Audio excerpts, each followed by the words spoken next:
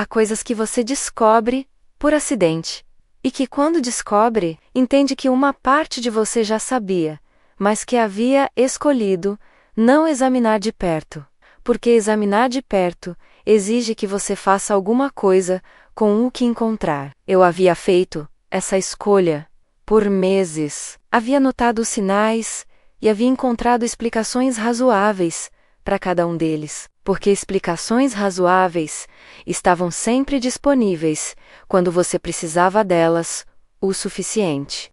O sinal que não havia mais como não examinar chegou numa tarde de quinta-feira, quando eu estava no supermercado, que ficava na mesma rua do apartamento do meu sogro. Havia entrado para comprar algumas coisas, tinha uma lista pequena, e havia escolhido aquele supermercado especificamente porque ficava a 2 quadras do apartamento, e porque eu havia pensado, de forma vaga, e não completamente formada, que depois das compras, eu poderia passar e bater na porta. Havia meses que não via o seu Geraldo pessoalmente. A Priscila, a irmã do meu marido Fábio, havia dito que ele estava bem, mas que preferia não receber muitas visitas porque o cansava. Ele dorme muito agora, havia dito, naquela voz de filha dedicada, que eu havia aprendido a reconhecer como a voz que ela usava quando estava gerenciando o acesso a alguma coisa. A gente não quer tirar ele do ritmo. E o Fábio havia aceitado, porque era mais fácil aceitar do que questionar a irmã, que havia assumido o papel de cuidadora desde que a saúde do pai havia começado a declinar. Eu havia aceito também, por meses, mas naquela tarde de quinta-feira, com as compras feitas e com o apartamento do seu Geraldo a 2 quadras, algo havia me impedido de simplesmente ir embora. Havia ficado parada na saída do supermercado por um momento, com as sacolas nas mãos, e então havia andado na direção errada para chegar em casa. Havia tocado a campainha do apartamento 84. Havia esperado, e quando a porta havia aberto, o que havia encontrado não era o que a Priscila havia descrito. O seu Geraldo estava de pé com o bengalão, com aquela aparência de quem estava completamente acordado e completamente lúcido, com uma expressão que havia passado por surpresa antes de chegar ao sorriso. Não o sorriso de quem está sendo visitado por alguém que havia esperado visitar. O sorriso de quem está sendo visitado por alguém que ele havia deixado de esperar visitar e que havia aparecido de qualquer forma. Ana, ele havia dito, meu nome, completo, sem hesitação. Seu Geraldo. Havia olhado para dentro do apartamento atrás dele. Posso entrar? Havia entrado. E havia ficado 2 horas. Naquelas 2 horas, havia entendido que a Priscila havia mentido. Não sobre tudo. O seu Geraldo de fato dormia mais do que antes, e de fato cansava mais facilmente. Mas não. Estava mal. Não estava no estado que ela havia descrito para o Fábio e para mim, como justificativa, para diminuir as visitas. Estava só. E havia algo na forma que ele havia me recebido naquela tarde, com aquela mistura de surpresa e de alegria que é mais reveladora do que qualquer palavra, que me havia dito que a solidão havia sido mais longa do que eu havia imaginado. Meu nome é Ana, tenho 35 anos, sou enfermeira há 11, e trabalho num pronto-socoro que me ensinou a ler condições com rapidez e sem romantização, porque em pronto-socoro não há tempo para romantização. Quando vi o seu Geraldo naquela tarde, o que vi não era o que havia sido descrito. Via um homem de 78 anos que estava razoavelmente bem, fisicamente, e que estava de forma que era clinicamente reconhecível para mim, sofrendo dos efeitos do isolamento. Havia algo nos olhos que muda quando uma pessoa fica sem presença humana consistente por tempo suficiente. Uma qualidade diferente do olhar, uma certa forma de estar no espaço, que é diferente de como as pessoas que têm companhia estão no espaço. Eu havia visto aquilo centenas de vezes no pronto-socorro. Idosos que chegavam com uma queixa física que era real, mas que era também o sintoma de algo mais profundo, que não chegava no prontuário. A solidão que adoece de formas que os exames não capturam completamente. Havia visto no seu Geraldo naquela tarde, E havia tomado uma decisão que não havia verbalizado completamente, nem para mim mesma, mas que estava tomada. Ia voltar. A Priscila havia dito que ele preferia não receber visitas. Ele havia aberto a porta num sorriso de quem não era visitado há tempo demais. Essas duas informações não eram compatíveis. E quando duas informações não são compatíveis, uma delas está errada. Não havia dito nada pro Fábio naquela primeira vez. Havia chegado em casa com as sacolas do supermercado e com a memória das 2 horas no apartamento do seu Geraldo, e havia ficado quieta com aquilo por alguns dias, tentando entender o que havia visto e o que ia fazer com o que havia visto. Na quinta-feira seguinte, havia voltado, e nas semanas que se seguiram, havia continuado voltando. Toda quinta-feira, por volta das 4 da tarde, com alguma coisa pequena, às vezes bolo caseiro que eu havia feito na manhã do mesmo dia, às vezes frutas, às vezes só o café que eu havia prendido, que ele preferia mais forte do que fraco. Ficávamos por 2 ou 3 horas, conversávamos, eu ouvia. Não havia contado pro Fábio. A decisão de não contar havia sido mais complexa do que poderia parecer de fora, e eu precisava te explicar por quê. Havia 2 razões. A primeira era prática. Se eu contasse, o Fábio ia confrontar a Priscila sobre as visitas. E a Priscila, que eu havia aprendido, ao longo de 5 anos de cunhada, era extremamente habilidosa em reencaminhar conversas para lugares que lhe convencionavam, ia encontrar uma forma de apresentar a situação que tornasse o resultado incerto. Podia resultar em mais restrições de acesso. Podia resultar em que o seu Geraldo ficasse numa posição mais difícil do que estava. A segunda razão era mais instintiva e mais difícil de nomear. Havia algo naquelas visitas que precisava de espaço para existir, sem interferência externa. Havia algo sendo construído entre mim e o seu Geraldo, que era delicado, da forma que as coisas delicadas são delicadas, que existia porque não havia pressão sobre elas. Se eu contasse, haveria pressão, haveria opinião, haveria debate, haveria Priscila com os argumentos que ela sempre tinha prontos. E o que havia de simples e de bom naquelas quintas, haveria de ser contaminado por tudo isso. Havia também, se for completamente honesta, a terceira razão. Havia algo me dizendo que havia mais para descobrir antes de abrir qualquer conversa. Que havia peças que eu ainda não tinha, e que quando eu as tivesse, a conversa seria diferente. Fui tendo razão sobre isso ao longo das semanas. O seu Geraldo havia começado a falar. Não de imediato, não na primeira ou na segunda quinta-feira. Havia uma fase inicial em que as conversas haviam sido leves, sobre o que eu fazia no hospital, sobre o que ele havia feito antes de se aposentar, sobre o bairro que havia mudado ao longo das décadas. Era a conversa de quem está aprendendo novamente a se expandir num ambiente, depois de ter ficado contraído por tempo suficiente. Na quarta semana, havia começado a fazer perguntas. Não sobre mim e o Fábio, sobre o casamento, sobre como estávamos. E havia nessas perguntas uma qualidade que eu havia notado com a atenção de enfermeira, que estava acostumada a ler o que estava por baixo das perguntas que os pacientes faziam. Havia apreensão, não curiosidade neutra. Apreensão. Vocês estão bem? Havia perguntado numa tarde, com aquela voz que estava tentando ser casual e que não estava completamente conseguindo. Estamos bem, seu Geraldo. Por que pergunta? Uma pausa. A Priscila disse algumas coisas. Que você é difícil. Que o Fábio está insatisfeito. Havia ficado completamente imóvel por um segundo.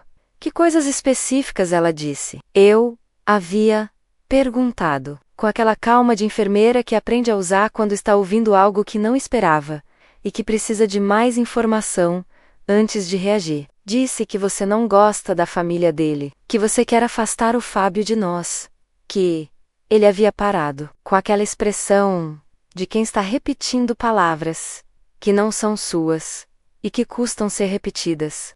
Que vocês estão quase se separando por causa de mim?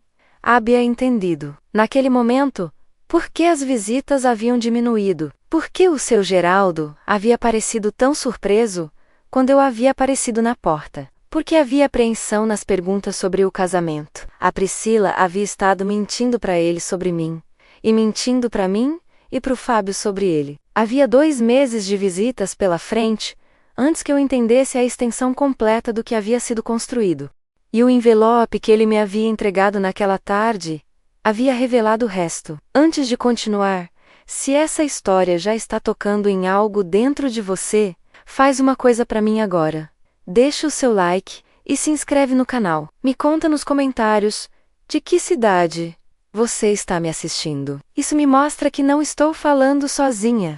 Agora vamos em frente, porque o que estava dentro daquele envelope vai te mostrar o tamanho do que havia sido escondido de mim e de quanto tempo havia sido escondido. O envelope havia chegado na 8ª semana. O seu Geraldo havia me recebido naquela quinta como sempre, com um café já feito, porque havia aprendido que eu chegava por volta das 4 e que o café forte era o começo das tardes boas.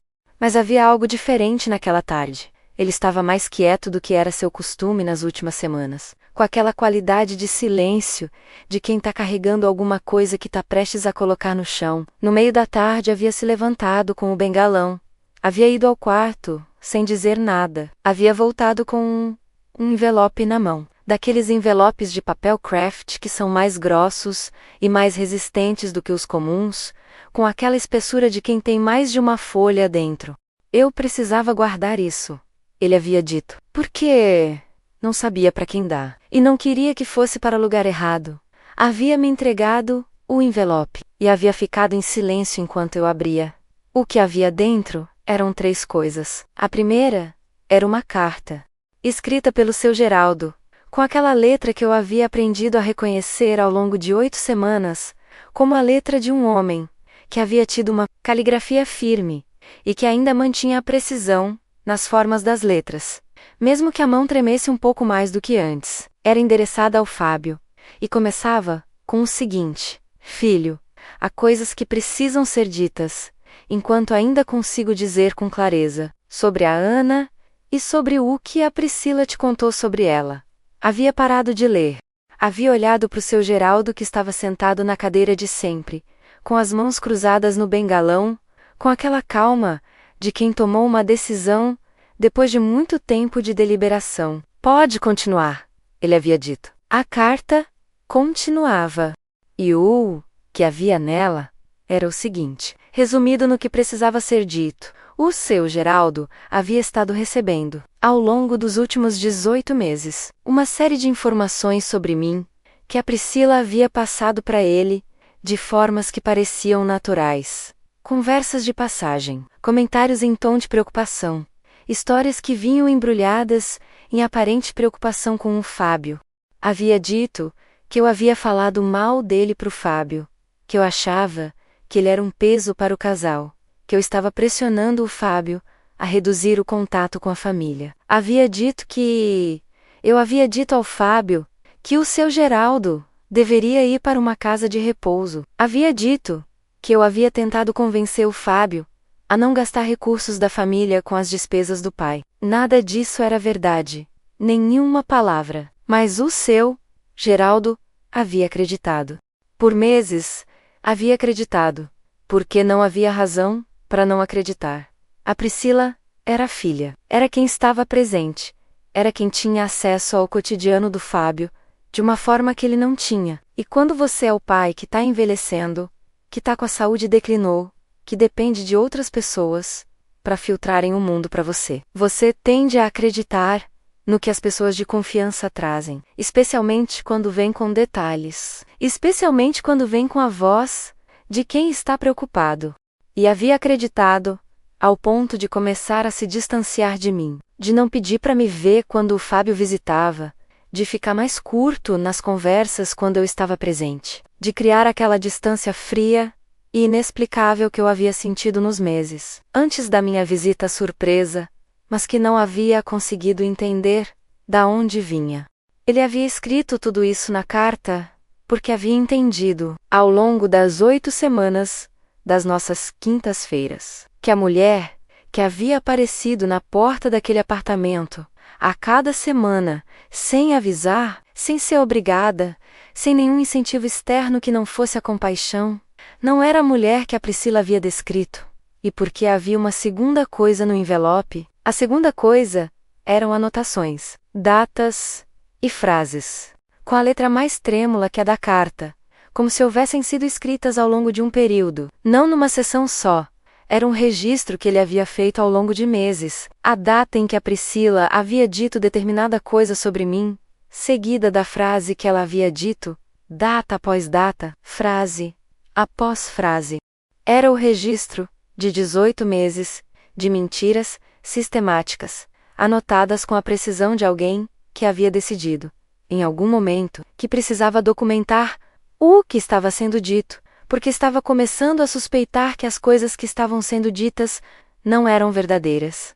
Quando você começou a anotar? Eu havia perguntado, quando tinha terminado de ler, com a voz que era mais firme do que eu havia esperado que fosse, considerando o que havia acabado de ler. Quando você apareceu na porta, ele havia dito, porque a Priscila havia me dito, 2 dias antes, que você havia dito para o Fábio que eu era um peso e que não merecia visita. Havia uma pausa, e você apareceu na porta com sacolas do supermercado. Era a incongruência que havia desencadeado o registro. A mulher que havia dito que ele não merecia visita, havia aparecido com sacolas do supermercado, sem que ninguém tivesse pedido, sem nenhuma razão externa que não fosse a própria mulher. A terceira coisa no envelope era uma carta menor, dobrada no meio, com o meu nome escrito na frente, com uma letra mais firme do que as anotações, como se houvesse sido escrita mais recentemente. Era para mim. Dizia: Ana, obrigado por ter aparecido na porta, por ter voltado, por ter ficado. Você me devolveu a clareza sobre quem é quem. E eu precisava que você soubesse o que foi dito sobre você, porque você merece saber. Não para criar confusão, para que a confusão que já existe possa ser desfeita com a verdade. Havia desabado em lágrimas, ali mesmo. Não com o choro de quem está triste, com o choro que mistura tanta coisa, de uma vez que você não consegue separar, a indignação do que havia sido feito durante 18 meses, a gratidão de que havia parado na porta daquele apartamento, naquela quinta-feira, a dor de entender o quanto o seu Geraldo havia carregado sozinho, e algo que levei tempo para nomear, que era o alívio de entender finalmente a fonte daquela distância fria que havia sentido, e que havia me confundido por meses. Havia entendido. Finalmente, havia entendido tudo. O seu Geraldo havia ficado em silêncio me deixando chorar, com aquela paciência de quem sabe que algumas coisas precisam de tempo para sair. E quando o choro havia passado, havia dito, com aquela voz que havia ficado mais firme ao longo das 8 semanas, o que você vai fazer? Vou contar pro Fábio. Eu havia dito, hoje, ele vai acreditar em você, vai acreditar no registro. Eu havia dito, com aquela clareza de quem já estava pensando nos próximos passos. Você documentou. A documentação fala por si mesma. Ele havia sentido, com aquela calma de quem sabia que havia feito pau, que havia fazer. Havia ficado mais 1 hora com ele naquela tarde, apenas estando ali, com um café que havia esfriado, e com um silêncio bom, de 2 pessoas que acabaram de atravessar algo juntas. Antes de ir, havia perguntado: você tem medo do que vai acontecer quando o Fábio souber? Ele havia ficado quieto. E então, tenho medo de perder a filha. Mas eu já havia perdido o filho, de uma forma que ele não sabia. Prefiro arriscar uma coisa para recuperar a outra. Era a frase mais honesta e mais dolorosa que ele havia dito em 8 semanas de quintas-feiras. Havia chegado em casa com o envelope e com a clareza de que o que precisava ser feito ia custar. O Fábio havia chegado por volta das 7. Havia colocado as chaves na bancada como sempre. Como foi o dia? Ele havia perguntado. Preciso te contar uma coisa. Eu havia dito. Pode sentar? Havia sentado. A conversa havia durado 2 horas, com silêncios, com perguntas, com aquela expressão de quem está tentando encaixar o que houve com o que havia acreditado por meses e que não está encaixando facilmente. O registro havia ajudado. As anotações do seu Geraldo, com datas e frases exatas, haviam transformado o que podia ser minha palavra contra a da irmã num documento com especificidade suficiente para que a negação se tornasse muito mais difícil. Havia um momento que havia mudado a qualidade da conversa. O Fábio havia lido. Priscila disse que a Ana falou para o Fábio que eu deveria ir para uma casa de repouso. Data: 14 de março. E então, ela me disse que você havia dito isso. E você lembra o que aconteceu? Em março. Havia lembrado. Em março, o Fábio havia me perguntado de onde havia vindo a ideia de casa de repouso para o pai. Eu havia negado. Havia havido tensão que passou, mas deixou resíduo. Agora havia entendido o mecanismo. Ela dizia que eu havia dito algo. Ele me perguntava. Eu negava. E ela ficava com a credibilidade, porque era a irmã presente. Havia funcionado por meses. Havia criado tensões entre mim e o Fábio, e a distância fria e inexplicável que eu havia sentido no seu Geraldo. O Fábio havia ficado em silêncio com o registro nas mãos, relendo algumas entradas, e então havia colocado o envelope sobre a mesa. Eu preciso ligar para o meu pai, ele havia dito. Eu sei. E depois eu preciso ligar para Priscila. Eu sei.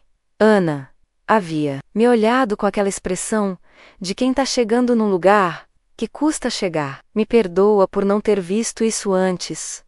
O seu Geraldo havia sabido o que havia fazer com o que havia guardado, e havia esperado pela pessoa certa para dar. A conversa que o Fábio teve com a Priscila aconteceu 2 dias depois. Não naquela mesma noite, que ele havia pedido espaço para processar antes de agir. E eu havia respeitado porque havia entendido que processar primeiro era a escolha certa. Quando você age no calor de uma descoberta como aquela, a raiva é real, mas não é o melhor guia. Quando você age depois de ter tido tempo de organizar o que vai dizer e como vai dizer, a conversa tem outro peso. Ele havia ligado para ela de manhã, num domingo.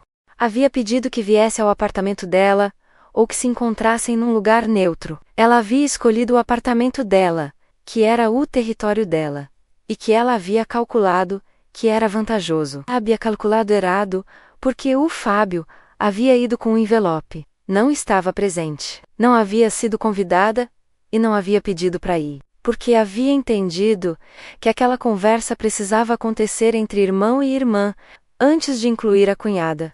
Havia esperado em casa com aquela qualidade de espera, que é diferente da ansiedade, porque você já sabe o que é verdade e está aguardando que a verdade seja confrontada. O Fábio havia chegado em casa 3 horas depois, com aquela expressão que eu havia visto poucas vezes nele.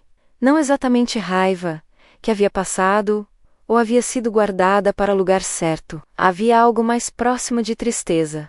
A tristeza específica de quem descobriu que alguém que amava havia feito algo que não tem justificativa simples. Como foi? Eu havia perguntado. Ela negou primeiro. Ele havia dito. Havia sentado na mesa da cozinha com aquela postura de quem acabou de carregar algo pesado. Durante uns 20 minutos, ela tentou encontrar outra explicação para as anotações. Que o pai estava confuso, que havia entendido errado, que a memória dele não era confiável. E as datas. As datas foram o problema para ela. Uma pausa. Eu sabia exatamente o que havia acontecido em março. Havia uma conversa específica que ela havia tido comigo sobre você, que eu me lembrava claramente. E o que o pai havia anotado correspondia à conversa, palavra por palavra. Ele havia olhado para a mesa. Não havia como ela explicar isso como confusão de memória.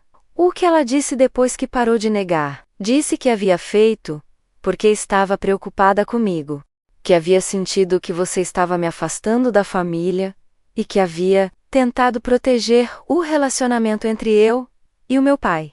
Uma pausa longa. Disse que havia exagerado em algumas coisas, mas que a intenção havia sido boa.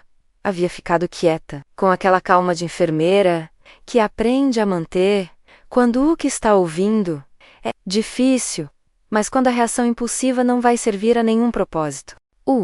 Que você respondeu. Que intenção boa não produz 18 meses de mentiras sistemáticas para o pai sobre a esposa do irmão? Que proteção do relacionamento entre eu e o pai não se faz inventando histórias que colocam o pai contra a esposa? Havia uma pausa, que havia tido o peso de alguém, chegando numa conclusão que não havia sido fácil de chegar, e que ela havia usado o pai, que havia usado o fato de que ele dependia dela para a gestão das informações como uma forma de controlar o que ele achava sobre mim. Havia algo nessa análise do Fábio que havia sido mais precisa do que eu havia esperado. Não a análise raivosa de quem estava processando de dentro. A análise de quem havia tido tempo suficiente para entender a estrutura do que havia sido feito. A Priscila havia controlado o acesso às informações.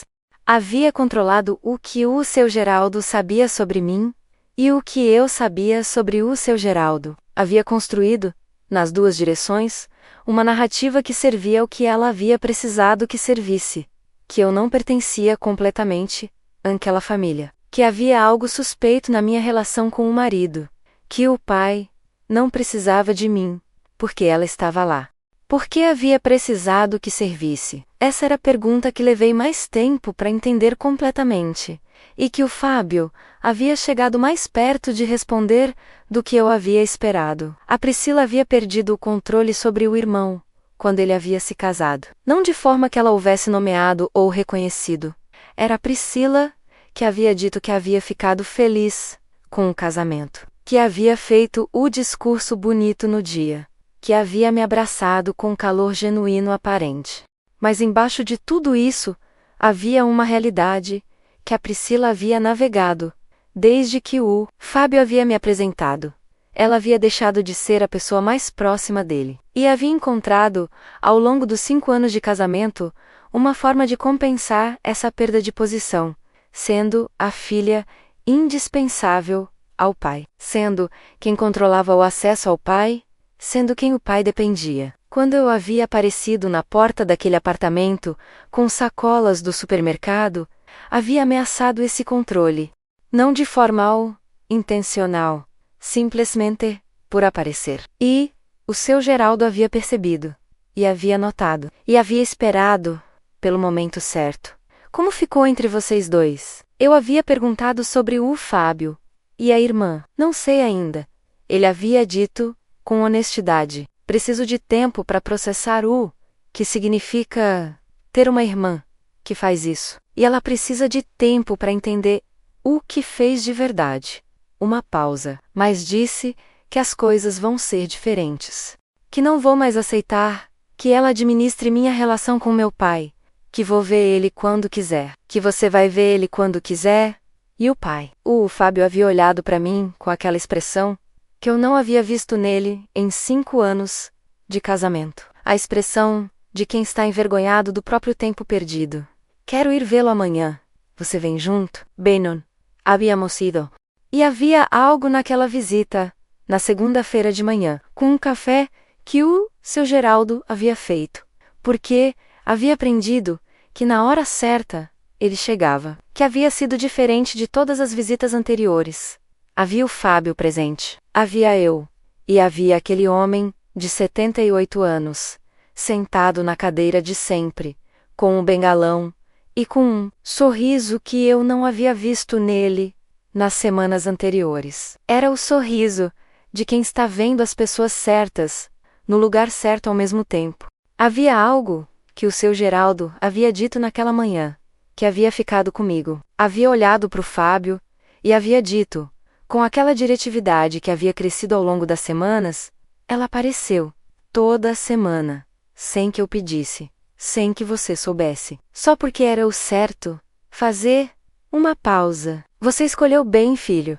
Havia sido a frase mais bonita que eu havia ouvido em 5 anos naquela família. Nas semanas que se seguiram àquela segunda-feira, o seu Geraldo havia ficado melhor, com a Priscila confrontada, e com o Fábio retomando a presença que havia ficado mediada pela irmã. Havia algo que havia mudado no apartamento do seu Geraldo, de uma forma que eu havia visto, com os olhos de enfermeira, que são os olhos que reconhecem mudança de condição, porque é o trabalho. Não melhor no sentido de saúde, surpreendentemente recuperada.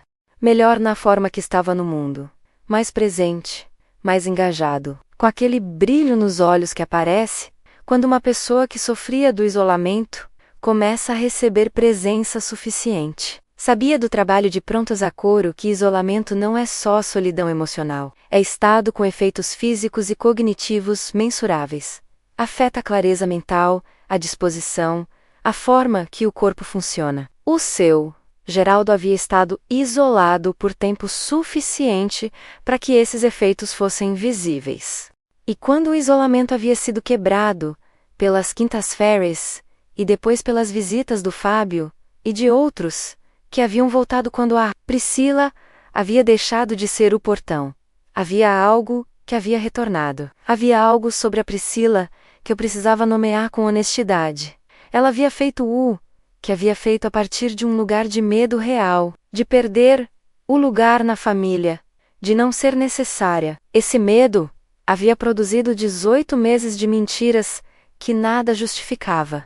Mas entender a explicação havia me ajudado a não ficar presa numa raiva que ia me custar mais do que havia custado a ela. O Fábio havia estabelecido limites claros e dado à relação espaço para se reorganizar. A Priscila havia demonstrado, ao longo das semanas, que havia entendido que o jogo havia mudado, de forma gradual e às vezes desajeitada, de quem está tentando se relacionar de um jeito que não sabe completamente como fazer ainda.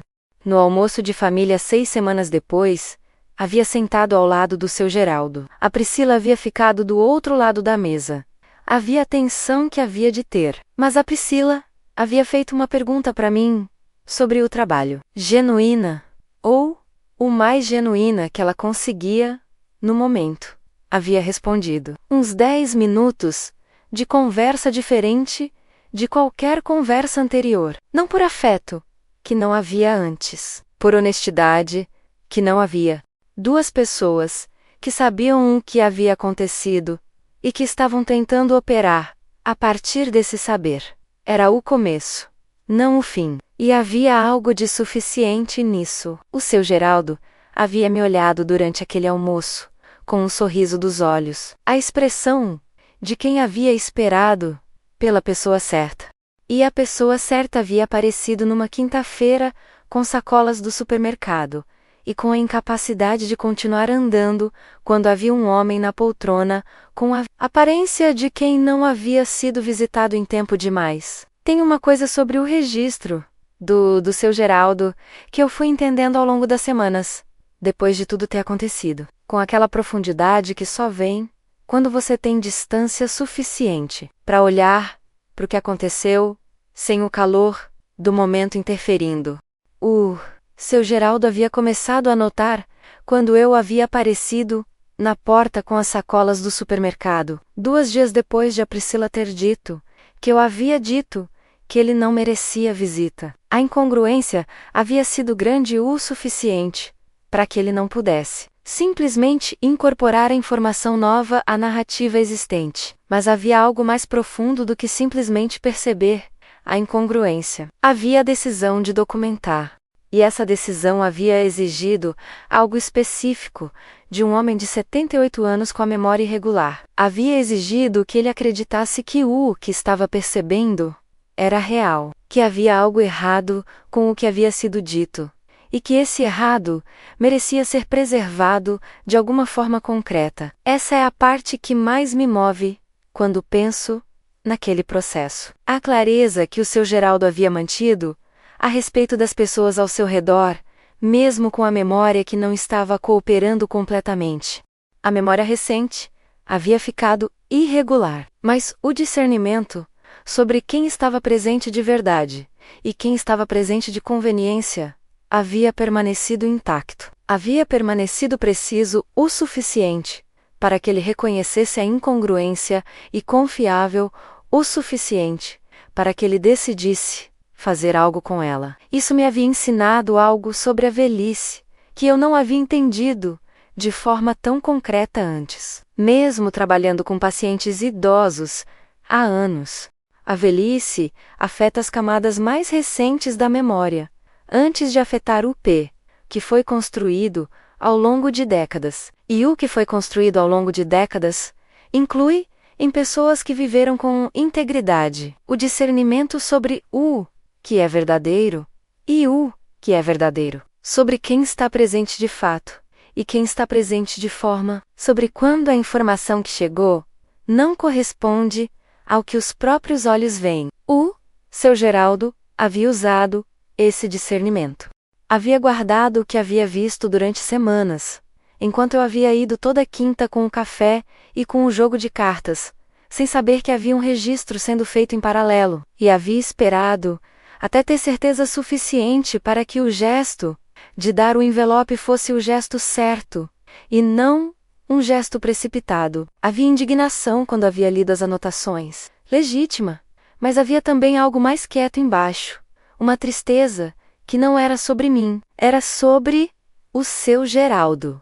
Sobre o fato de que um homem de 78 anos havia passado 18 meses acreditando que eu não gostava dele, que havia deixado de me esperar, que havia ficado com aquela crença instalada, sem ninguém com quem verificar se era verdade. Havia ficado com aquilo por meses, sozinho, e havia anotado, porque havia precisado acreditar que havia uma forma de que a verdade chegasse eventualmente, que havia uma forma de que o que havia sido dito sobre mim fosse, de alguma forma, confrontado pelo que ele havia visto com os próprios olhos.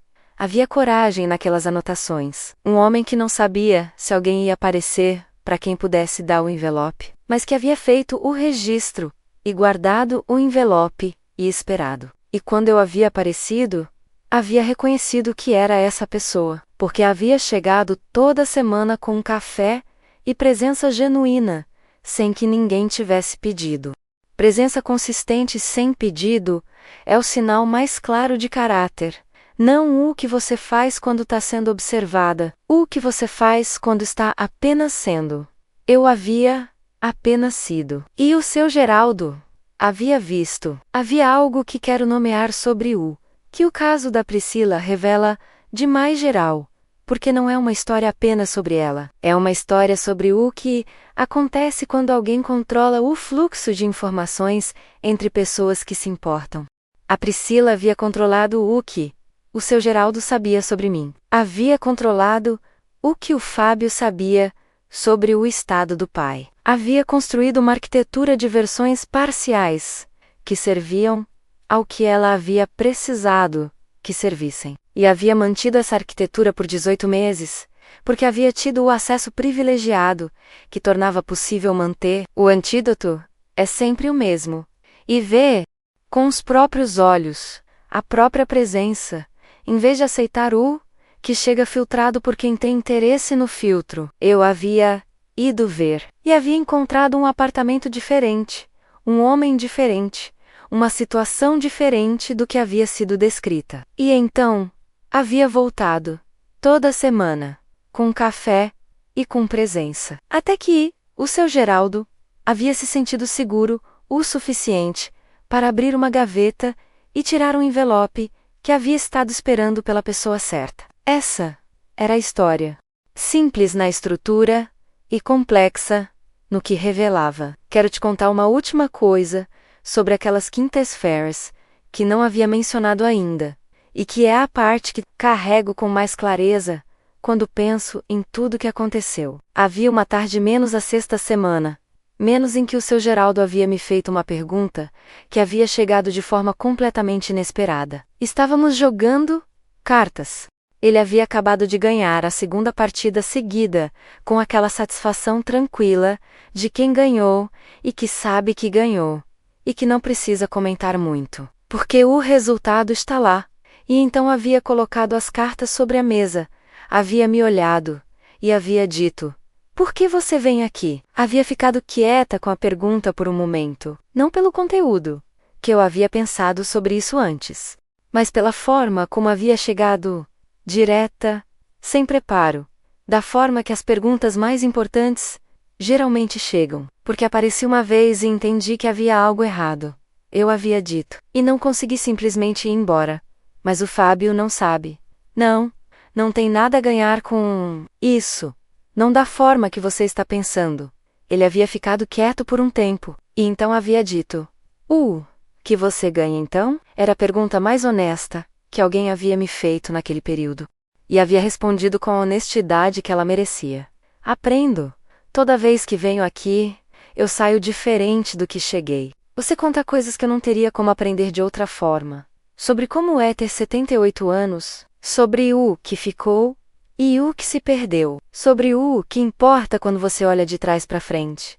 Ele havia ficado com isso por um tempo, e então havia dito, com aquela simplicidade, que às vezes carrega mais peso do que elaboração. Então você também está ganhando. Estou. Então não é só caridade. Nunca foi.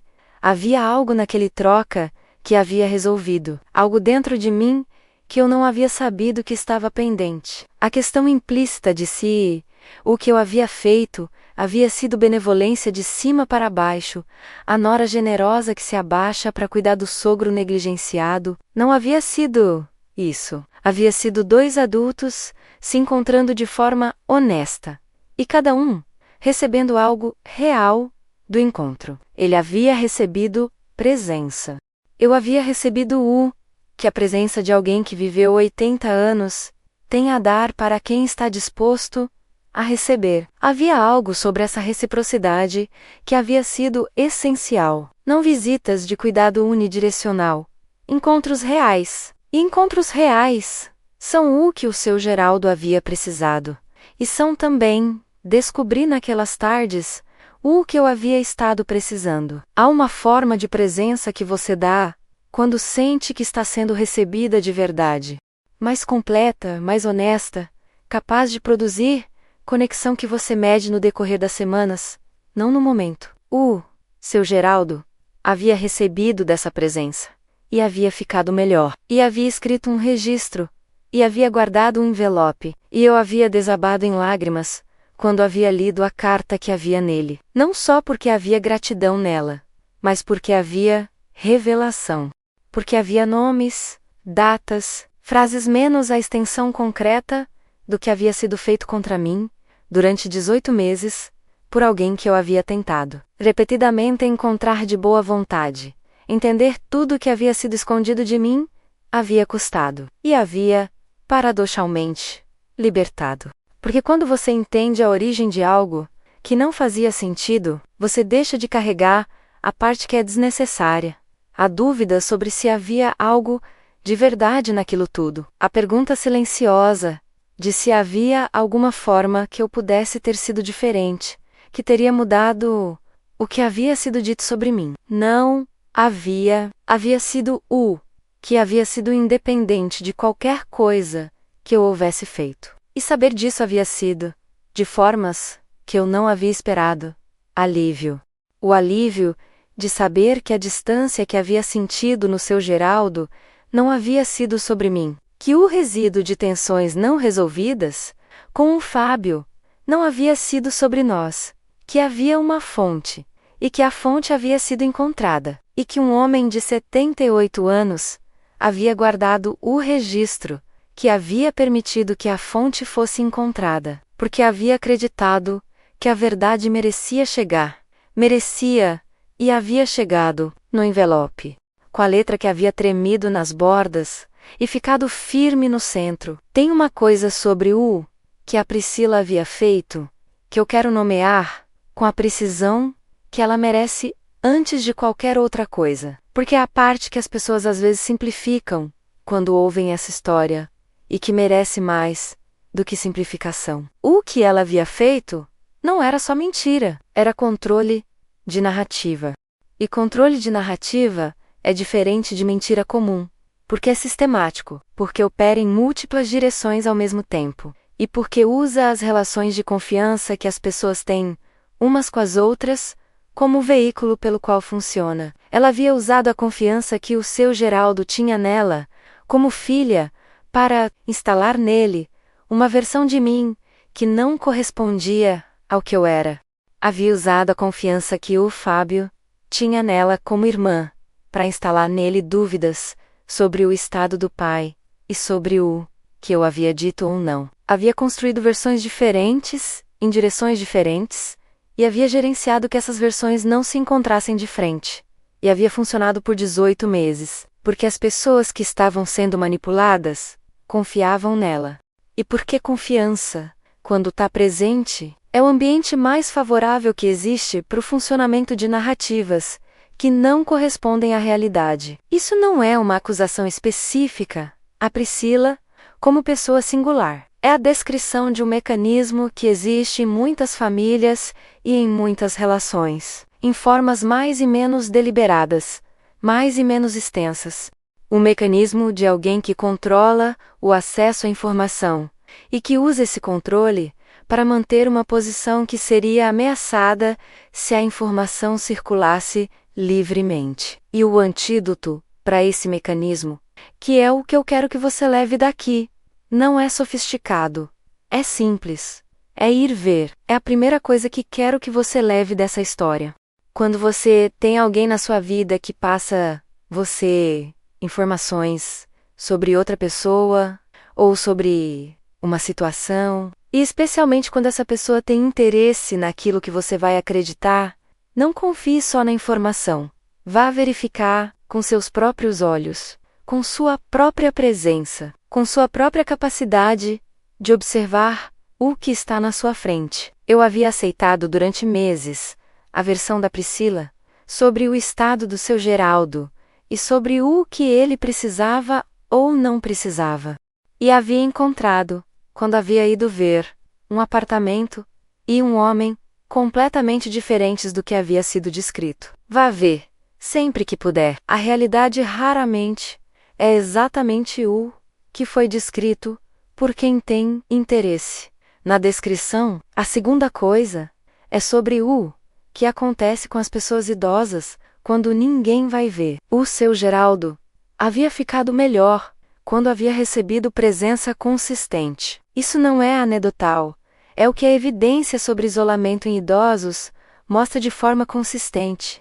Isolamento acelera declínio cognitivo. Presença consistente e genuína desacelera. Não reverte sempre o que já aconteceu, mas desacelera o que está acontecendo. Mas mais do que o aspecto clínico, havia o aspecto humano. O seu Geraldo havia ficado com aquela crença instalada de que não merecia visita, de que eu havia dito que ele era um peso, e havia ficado com isso sozinho, processando, sem poder verificar, sem ter ninguém com quem comparar o que havia sido dito com o que via nos próprios olhos.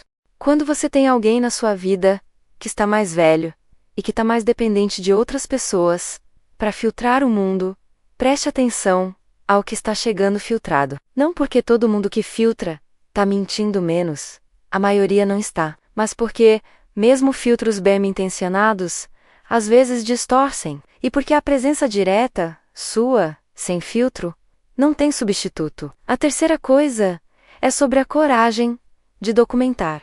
O seu Geraldo havia feito algo que muita gente não faz. Havia acreditado no que os próprios olhos haviam visto, em vez de descartar como confusão o que havia visto. Havia documentado, havia esperado, e havia dado o documento para a pessoa certa no momento certo. Essa coragem havia exigido que ele acreditasse que o que havia percebido era real e que merecia ser preservado.